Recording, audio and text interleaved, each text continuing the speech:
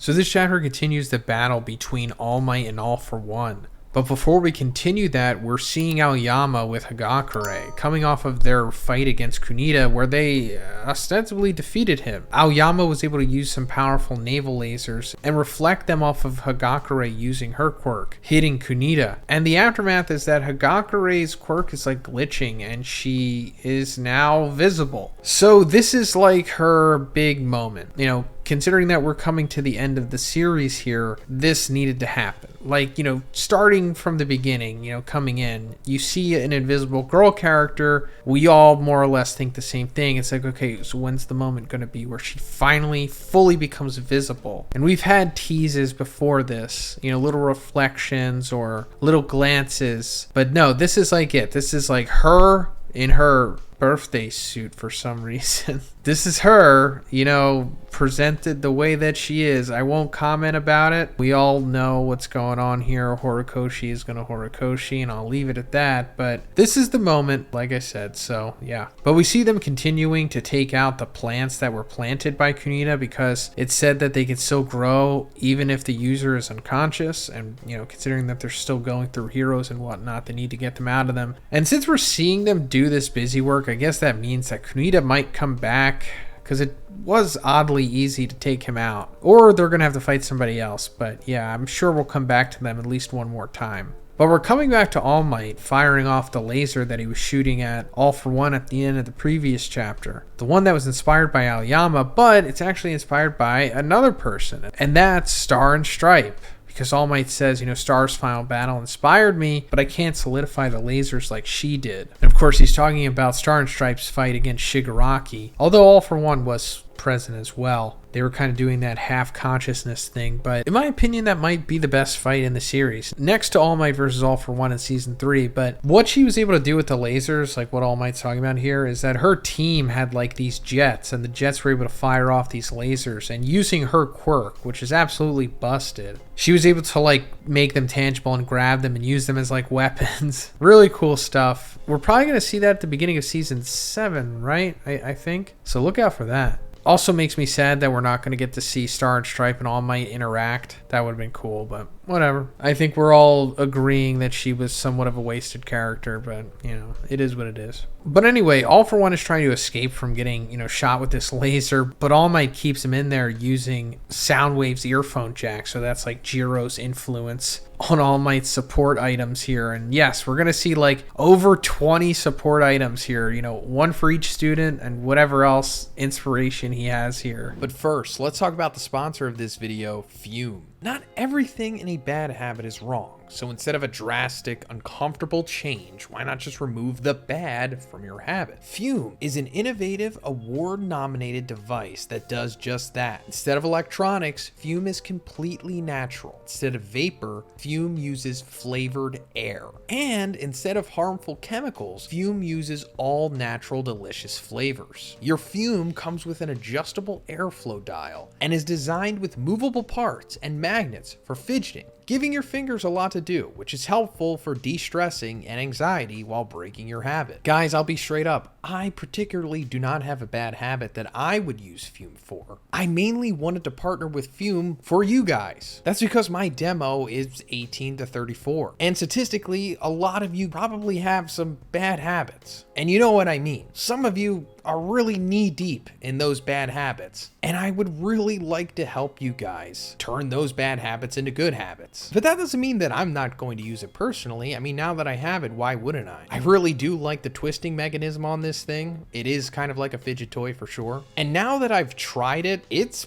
pretty refreshing, like surprisingly refreshing. And as it says here, it pretty much is literally flavored air. Fume actually has 3 new flavors: raspberry lemon, sparkling grapefruit, and orange vanilla. I tried all of them and they were absolutely fantastic. It's like they somehow converted these great summer flavors into oxygen. It's like taking in a refreshing, delicious breeze every time. And trust me, I know stopping is something we all put off because it's hard, but switching to Fume is easy, enjoyable, and even fun. Fume has served over 100,000 customers and has thousands of success stories. And there's no reason that that can't be you. So join Fume in accelerating humanity's breakup from destructive habits by picking up the Journey Pack today. Head to tryfume.com/Zhoniin or scan the QR code and use code Zhoniin to get 10% off when you get the Journey Pack today. That's tryfum.com and use code Zhoniin to save an additional 10% off on your order today. Thanks, guys. And as he's continuing to fight against All For One, we're cutting away to this, I guess, to this grandmother and her grandson who are watching TV, and they're watching the fight between All Might and All For One, and the grandson's asking, like, you know, what's going to happen? Like, who are they? And the grandmother says that she doesn't know. She doesn't really keep up with the hero stuff, but it doesn't matter who wins because, you know, they're fighting in a faraway country, and that's not necessarily the case here. Like, if All Might wins, yeah, nothing really affects them, but if All For One wins, he's essentially going to take over the world and more or less make them become reliant on him for like natural resources and whatnot. I don't know if that's like entirely what he wants to do, but it was heavily implied that that's what he wants, like to be the Dark Lord or whatever he says. But we're coming back to All Might, and the laser that he was firing off finally runs out and like the gun breaks. And of course it doesn't kill All For One, and he's coming out of the crater here after getting blasted on, and he's regressed heavily in age. He's like,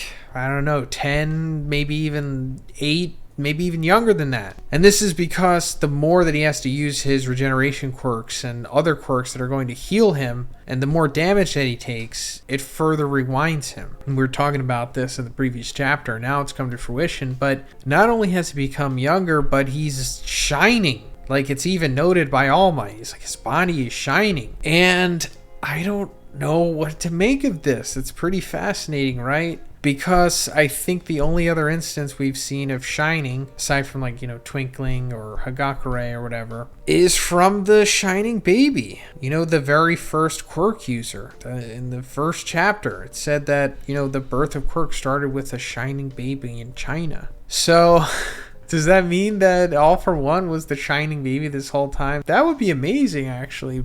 I mean, I guess it's possible because we don't have exact timelines, full names, or anything like that, or birthdays, dates. And it's also heavily implied that All For One was around at the dawn of quirks. Like, I'm pretty sure he was one of the first people to have a quirk, right? So that would be really interesting if he was the Shining Baby. Now, why does he shine? I don't know.